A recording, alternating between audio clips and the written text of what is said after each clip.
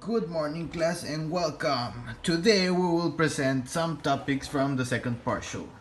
So let's get started. I'm Daniel Madruga and I will present the topic Finding the Vertex with Vertex Form and General Formula. First of all, this is the vertex form, we all know it. And this is the general formula.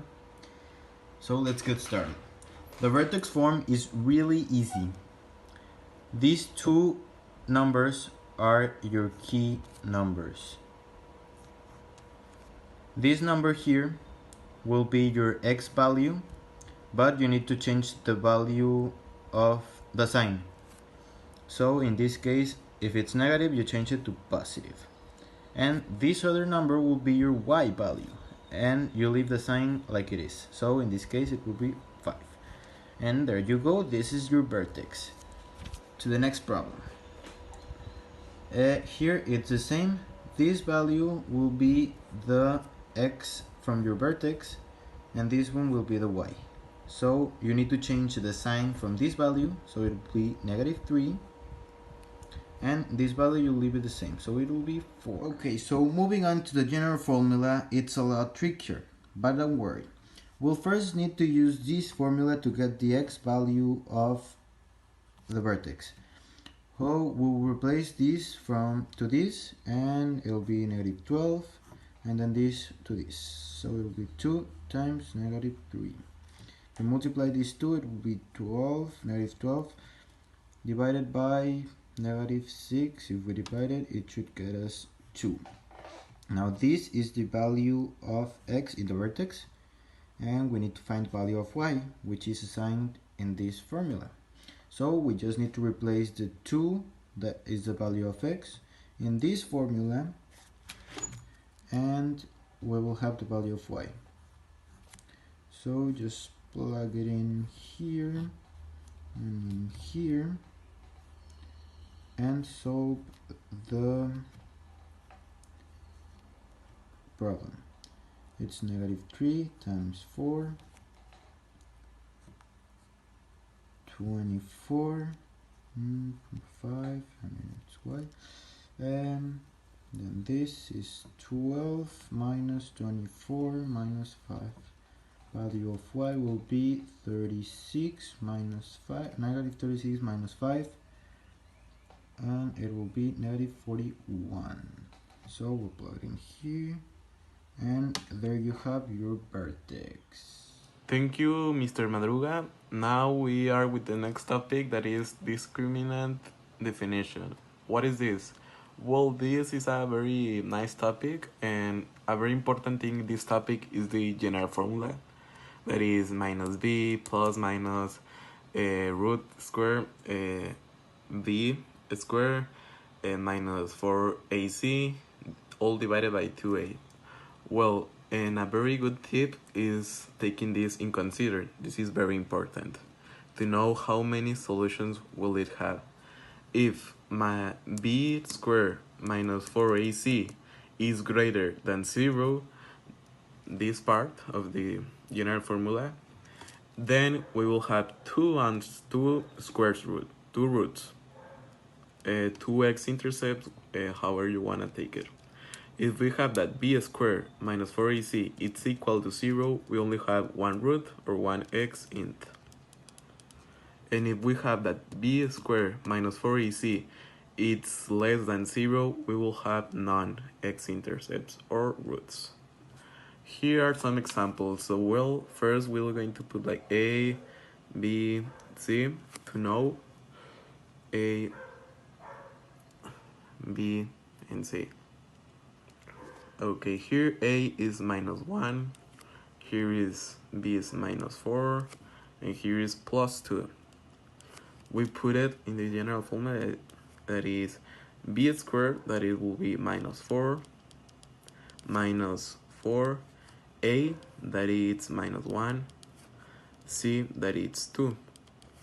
So here -4 plus -4, it's 16, minus -1 plus 2, it will be -2, -2 times -4, it will be plus 8. Then we know that this is greater than 0, so it will have 2 roots. 2. Then we go to the next one. A is 2, B is -5, and C is 6. We'll do the same. -5 squared minus 4a, that it will be 2, and C, that it will be 6.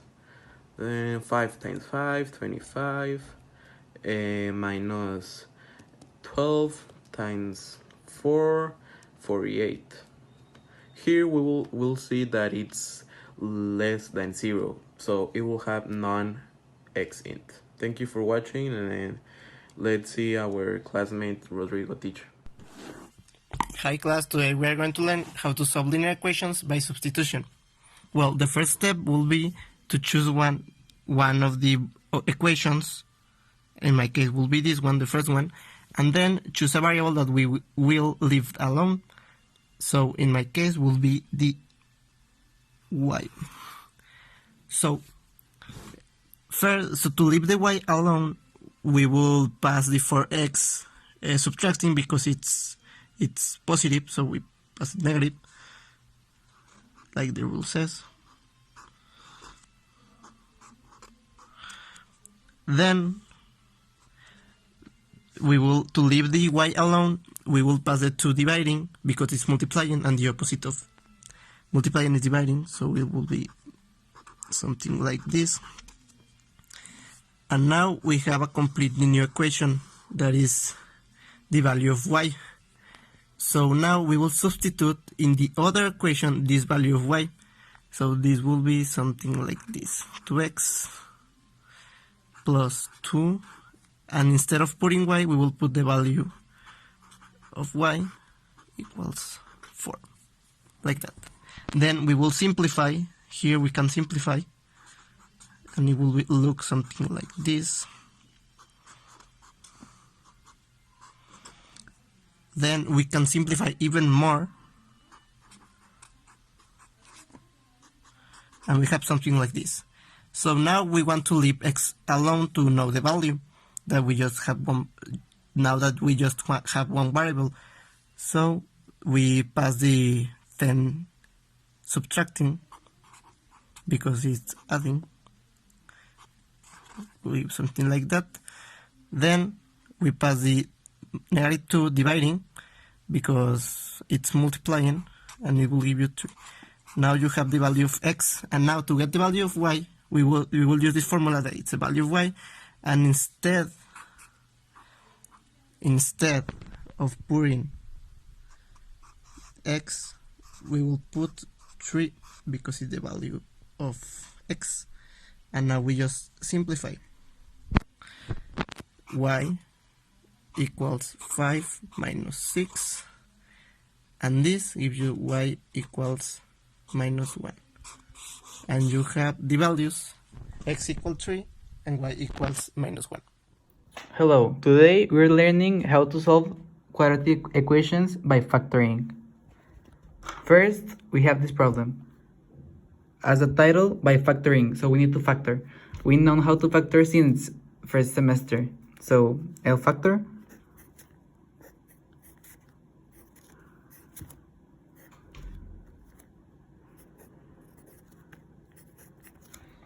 So, it is factored. Now, we're going to equal this to 0.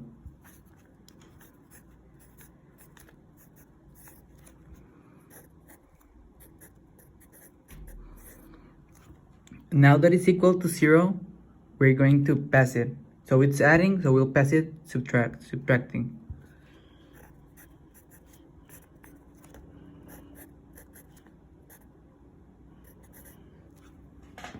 And that's it. It was really easy, so we'll try another one. Here we have the second equation.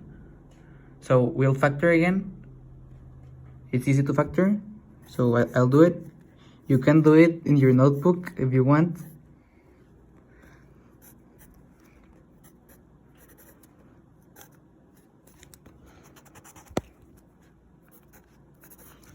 So this is it factored. and we'll do the same. We'll equal it to 0.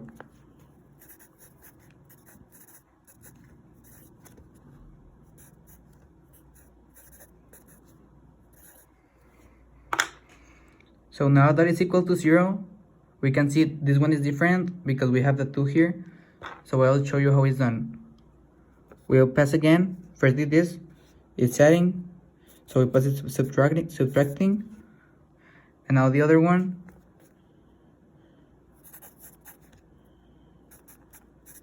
Like this, we pass the 3 subtracting because it's adding.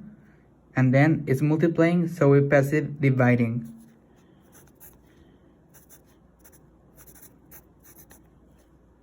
So we have the answers. These are the 2 answers, and we'll circle them.